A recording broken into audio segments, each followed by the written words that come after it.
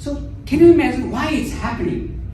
Why the top people in the school, by the way, I was also a topper in my class. I was always a first bencher, always like first bencher, and always teachers appreciate me, right? But later I learned being first is not going to help you in real life, right? I always was thinking, right? I was in banking career because once I couldn't get to medical field, I went back to banking industry because it's a finance, right? So I right back, diversified myself. So after 20 years in banking career, I helped my bank to establish thousands of employees, staff, right? I was like walking on a water, like everybody is appreciating, right? Recognition, right? They were saying, sir, sir, sir, right?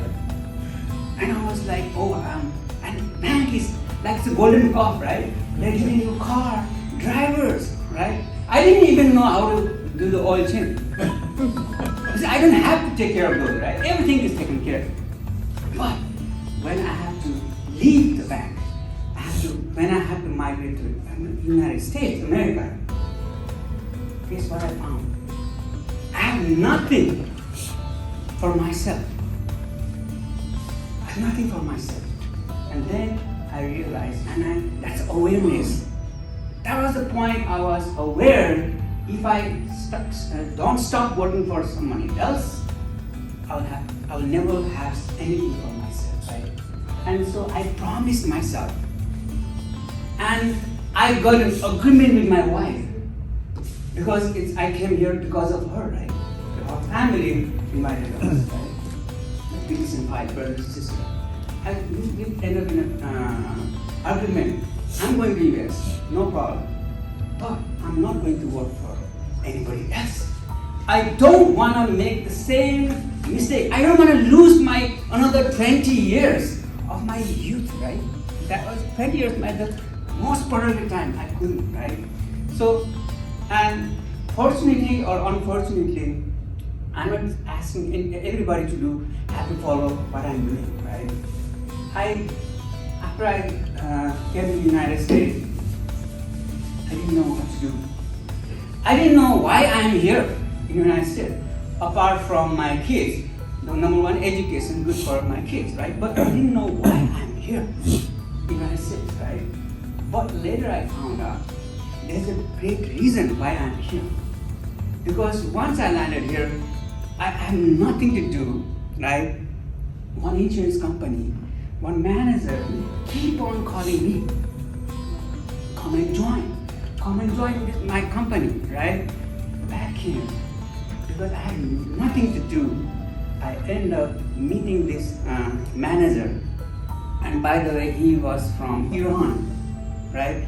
And I also had a similar appointment with many companies, insurance company and investment company, right? Because that's what my knowledge and practice was. But most of the people like Tim, they couldn't understand me. And I was trying to express something and they couldn't understand me. So it's obvious they are not going to hire me, right? Recruit me. Doesn't matter how hard I work back in Nepal, right? So, but this one fellow, he's like maybe Suresh, right? He's consistently following up me every week, calling me, why don't you just come and check it out? You don't have to do anything. So I end up getting to an interview, and he started showing the vision, dream, right? So this industry, insurance industry, investment, you gradually get your licenses and become a financial advisor, right? So meaning if you have your asset under management, 10 million of those, your annual income, residual income is going to be 100,000. That was the story I bought into, right? So, but when I joined the company, got my license, starting with life, health, and investment, right? I have to find my client myself. I didn't knew that, right? So what they did is they gave us the small businesses number, and we have to do the cold calling. How many of you are familiar with cold calling, right? And I can imagine what my language accent was at then. And one of the gentlemen in our community, he came into office and started talking to me, like, why are you not focusing on our brothers and sisters, Nepalese community, right? And they said, yeah, that's a great idea. And I started meeting Nepalese community. And I found the challenges, right? Nobody had life insurance. Nobody had health insurance. Nobody had retirement plan. Nobody. Everybody was planning in their head like, oh, my kids go to college and I'll go back to Nepal, retire, right? And because I was interviewing from like 20 years, 30 years, 50 years, 60 years, 65 years, the people they're supposed to go back, nobody's leaving. As I found, oh, I know now why I am here. Nobody here in America that can help our community. Community has a crisis, biggest crisis, right? So that's the reason, that's I found when one thing, if you are new, how many of you get this objection like, I'll think about it? Anyone of you have that conversation like, do everything, you do the presentation and they say, I'll think about it? Of course. Yes. Yeah, right. And maybe some of you, a lot of you are thinking, oh, I want this. I want this very bad, but I don't know why I'm not getting there. How many of you have that feeling? You can raise hand, by the way. You have? You know you want there. You want to get there, but you're feeling inside, I'm not there yet. So, right, when somebody think overthinking, when somebody is overthinking, maybe some of you, overthinking means there is something, one emotion, back of this emotion of fear. That's the only emotion we have. We have a good feeling, good emotion, bad emotion. That's one emotion. Fear makes us overthink. Right? So whenever somebody is saying, I need to think about it, you need to know now. They have some fear. Now it's your job to talk with them, get deep inside, ask more questions so that you know what their fear is. Try to elaborate. Don't try to avoid. Try to address the problem, right? And I know it's not gonna like happen overnight and like one meeting appointment, but you more delayed pressure. What that means is a lot of time because of those fear, we delay pressure ourselves, right? The opportunity is the same platform for everybody, right? The platform, product, system is similar for everybody. But how come God gets the fastest security? And how, who was the fastest CFP here? Who was the fastest CFP? OMG, right? How does OMG get to CFP fastest?